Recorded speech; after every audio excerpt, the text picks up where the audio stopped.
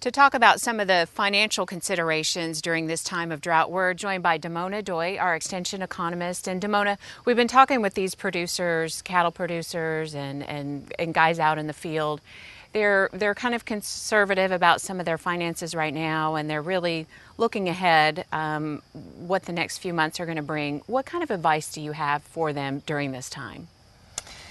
There are different considerations depending on their situation, and of course the short run's different than the longer run. In the short run, they're going to have to make some decisions about whether to feed the cows, whether to buy hay, whether to look for additional forage, maybe even out of state.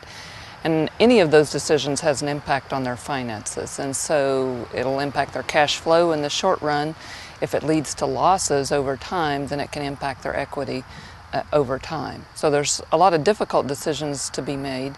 The good news is that if they're liquidating cows now, prices have continued to be good. The lenders and all the data that we observe say that people are in about as good a financial position as they can be for this kind of crisis or problem. So we've had good prices in recent years. Land values have continued to come up. People have been smart about managing their debt, and so they have lines of credit that they can draw on, and they may have some savings and resources that they can draw on.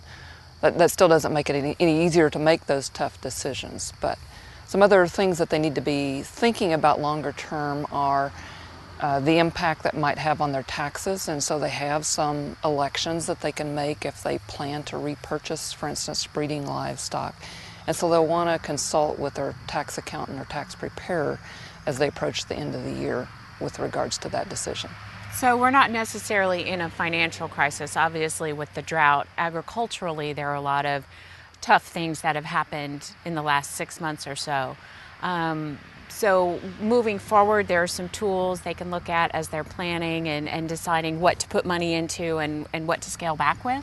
Sure. There are a lot of things that they need to think about in anticipating what they'll do next spring or when it rains. And so they've got some decisions about repurchasing, and so we've got tools that would help them evaluate how much they can afford to pay for replacements based on what they're selling them for now, how they use that money, how much money they may be saving as a result of not paying interest.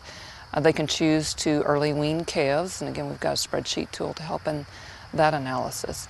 In the general sense, they need to think about what their goals are, to think about what kind of financial position they're in, to analyze their cash flow situation. If they're selling part of the factory now, they've got to think about how that income might be made up next year, and so it may mean doing some different things than they've done in the past. They need to think about their risk management tolerance, or their risk management plan and their tolerance for risk, because that may impact the kinds of things they need to do. And finally, any consideration from your point of view on retiring now versus staying in the ag business, be it crops or cattle? Yeah, again, depending on their goals, if they were anticipating retirement in the next couple of years, then they may want to take advantage of the good prices, perhaps look for a neighbor, a young person that might be looking to expand, so it provides an opportunity in some ways for perhaps some younger people to get in, if again, depending on the situation and what they're thinking about. And so they've got to take their long-term goals into mind when they're making these short-term decisions. Okay. Thank you very much, Damona. And for more information on some of those tools that Damona mentioned, you can go to our website at sunup.okstate.edu.